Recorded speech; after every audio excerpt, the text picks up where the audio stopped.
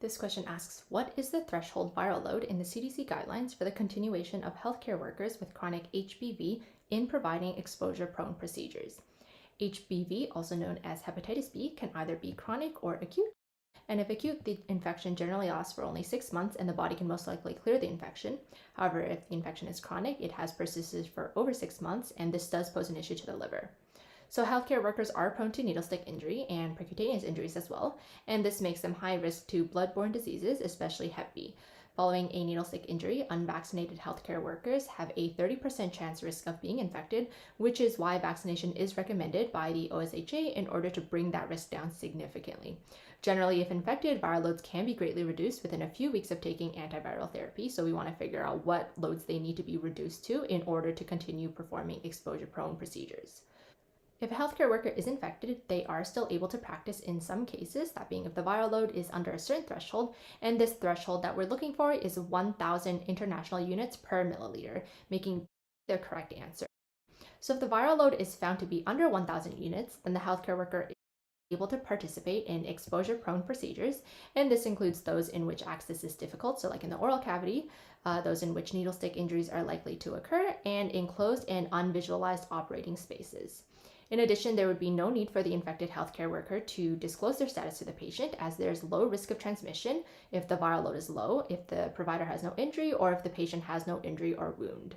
So those that are not under this limit, so those that are above 1,000 units per millimeter, do not need to stop practicing or disclose their status, but they must only perform non-exposure prone procedures.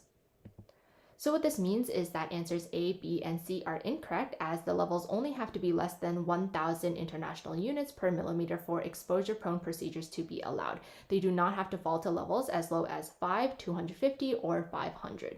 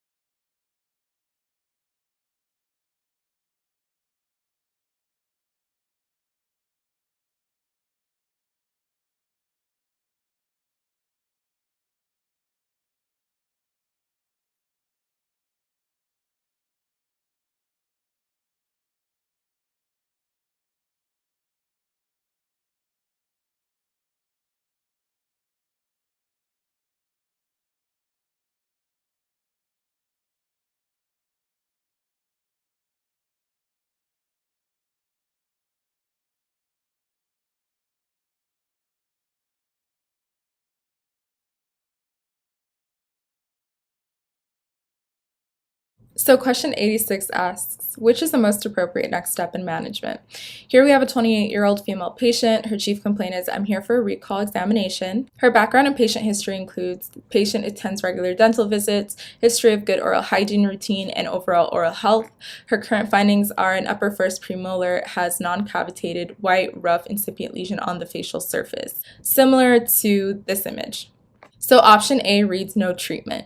So here we have an incipient caries lesion, which is still the early stage of a caries. So at this point, you can reverse the demineralization and arrest the caries progression so that it doesn't end up becoming an actual cavity that requires invasive treatment like a filling.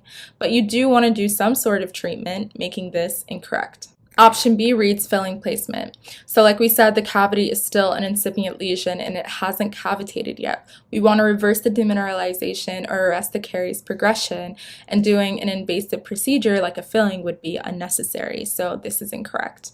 Option D reads a ceramic veneer. Again, this is another invasive treatment that is not necessary for something as simple as an incipient caries. You usually opt for a ceramic veneer if the patient wants aesthetic treatment, but of course you would only do this after you've tried more simple procedures like whitening. So this would be incorrect, leaving us with option C, fluoride placement. So again, this patient is in the very early stages of a cavity, an incipient lesion. Also, the patient has good oral hygiene and good oral health, and they come in frequently. So that makes them a great candidate for fluoride placement, which would then encourage remineralization. So this way, we're reversing the demineralization. It's not invasive, it's cheap, and it arrests the caries, so it doesn't progress, making this the correct answer for this question.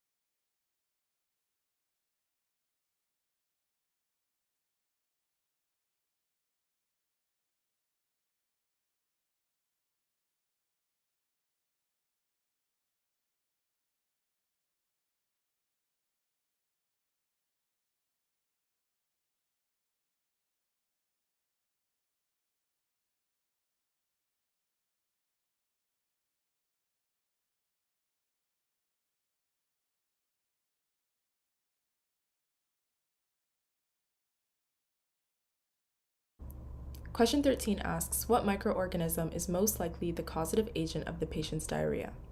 So looking at our patient, we have a 64-year-old woman whose chief complaint is, I have had diarrhea after taking the antibiotics prescribed. The background or patient history of the patient is a recent dental extraction and post-operative infection, and that she also has a penicillin allergy. So looking at our options, option A is Streptococcus mutans. Streptococcus mutans is a caries-forming bacteria found in the oral cavity. So it doesn't lead to the diarrhea that the patient is complaining of, so that would be incorrect. Option B is Streptococcus pyogenes. This bacteria is known to cause scarlet fever, rheumatic heart disease, and pharyngitis, and it's also common in children. So considering the patient's complaint and age, this would be incorrect. Option C, Staphylococcus aureus. This bacteria is found in the respiratory tract and skin, and it causes skin infections, sinusitis, and food poisoning. So considering the patient's chief complaint and findings, this would be incorrect, leaving us with option D, Clostridium difficile. So this is an opportunistic bacteria that is often found in the colon, and its infection occurs because of a disruption of normal bacteria by antibiotics such as clindamycin. And this leads to diarrhea, colitis, and colon perforations in very severe cases. So clindamycin is an antibiotic prescribed for patients with penicillin allergies, just like this patient. But it's no longer recommended for infective endocarditis prophylaxis in patients in penicillin allergies because of its serious side effects, including Clostridium difficile. Drugs like azithromycin and doxycycline are more appropriate alternatives. So knowing this information, this would make option D correct.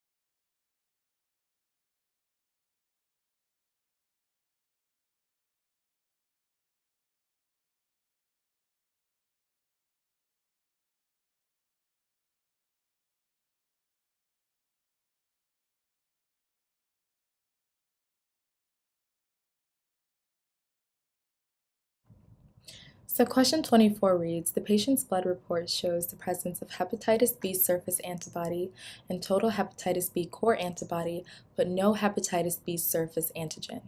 This indicates the patient. So here we have to take a look at the patient's serology report and assess what the patient has. So serology report is used to assess the infectious and immune status of a patient for hepatitis B. So hepatitis B surface antigen is a protein that's found on the surface of the hepatitis B virus.